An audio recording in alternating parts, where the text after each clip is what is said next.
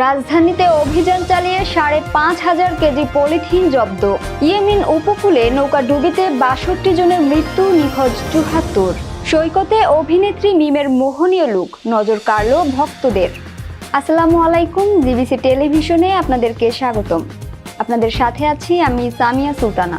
এতক্ষণ শুনছিলেন সংবাদ শিরোনাম, এবারে বিস্তারিত। পরিবেশ, বন ও জলবায়ু পরিবর্তন মন্ত্রণালয়ের উদ্যোগে বিভিন্ন বাহিনীর সহায়তায় রাজধানীর বিভিন্ন স্থানে অভিযান চালিয়ে ৫,৫০০ কেজি নিষিদ্ধ পলিথিন জব্দ করা হয়েছে। রোববার রাজধানীর চকবাজার, ইমামগঞ্জ, সোয়ারীঘাট ও লালবাগ এলাকায় অভিযান চালানো হয়। এ সময়ে সুপার শপ ও দোকান মালিকদের নিষিদ্ধ পলিথিন ব্যবহারে সতর্ক করা হয়।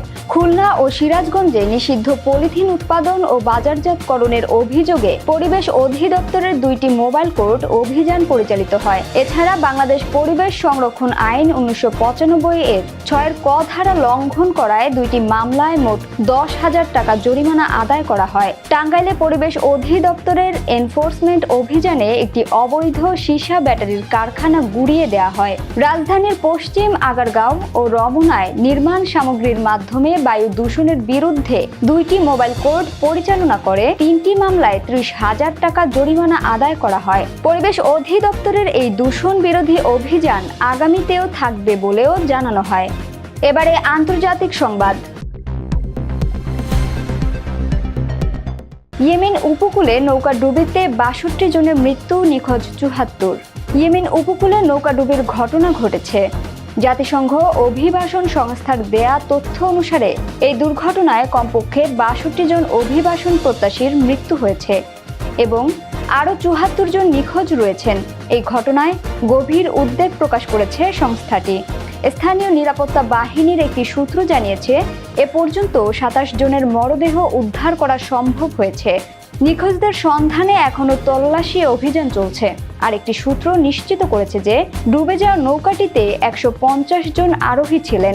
পুলিশের দেয়া তথ্য অনুযায়ী নৌকাটি আবিয়ান প্রদেশের উপকূলের দিকে যাচ্ছিল। এই অঞ্চলের নিরাপত্তা অধিদপ্তর একটি বিবৃতিতে জানিয়েছে, তারা ইথিওপীয় অভিবাসন প্রত্যাশীদের মরদেহ উদ্ধারের জন্য একটি বড় অভিযান পরিচালনা করছে। বিবৃতিতে আরও বলা হয় যে উপকূলে অনেক মরদেহ ভেসে উঠেছে, যা থেকে বোঝা যায় এখনও বহু নিখোঁজ ব্যক্তি সাগরে রয়েছেন। ২০১৪ সাল থেকে ইয়েমেনে চলা দীর্ঘস্থায়ী সংঘাত সত্ত্বেও দারিদ্র্যপীড়িত এই দেশটি হয়ে আফ্রিকা থেকে অভিবাসন প্রত্যাশীদের অবৈধভাবে প্রবেশের অন্যতম প্রধান পথ। বিশেষ করে ইথিওপিয়ার মতো জাতিগত সংঘাতে জর্জরিত দেশগুলো থেকে বহু মানুষ উন্নত জীবনের আশায় এই বিপদ সংকুল পথ বেছে নেয়। অভিবাসন প্রত্যাশীরা বাবাল মান্দাব প্রণালী হয়ে ইয়েমেনে প্রবেশ করার চেষ্টা করে, যা আন্তর্জাতিক বাণিজ্যিক জাহাজ চলাচলের একটি গুরুত্বপূর্ণ পথ। এবারে বিনোদনের সংবাদ। সৈকতে অভিনেত্রী মিমের মোহনীয় লুক নজর কাড়ল ভক্তদের। ঢালিউডের জনপ্রিয় অভিনেত্রী বিদ্যা সিনহা মিম যেন এক এক সময় এক এক রূপে ধরা দেন ভক্তদের সামনে। এবারও তার ব্যতিক্রম হলো না। কাজের ব্যস্ততার মাঝে খানিকটা ছাড় মিললেই ঘুরতে বেরিয়ে পড়েন, চলে যান দেশের বাইরে। সাম্প্রতিক সময়ে অভিনেত্রীকে বেশ কয়েকবার দেখা গেছে বিভিন্ন দেশের সমুদ্র সৈকতে। এবার তার নতুন কিছু ছবিতে ধরা দিল একগুচ্ছ চোখ জুড়ানো ছবি, সেটিও কোনো এক সমুদ্র সৈকত থেকেই। গত রোববার দুপুরে সামাজিক মাধ্যমে একগুচ্ছ ছবি শেয়ার করেন মিম, যেখানে দেখা যাচ্ছে সমুদ্র সৈকতের ধারে একেবারে স্বচ্ছন্দ ভঙ্গিতে মোহনীয় এক লুকে। রৌদ্র স্নানে যেন তার রূপ আরও ফুটে ওঠে। পরনে গোলাপি রঙের হালকা প্রিন্টেড ফ্লোরাল ড্রেস, চোখে সানগ্লাস, সঙ্গে খোলা চুলে ক্যামেরার সামনে পোজ, যা রীতিমতো ভক্তদের নজর কাড়ে।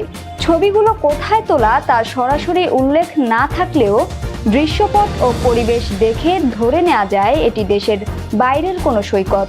ছবির ক্যাপশনে কিছু না লিখে শুধু একটি ভালোবাসার ইমোজি জুড়ে দিয়েছেন মিম।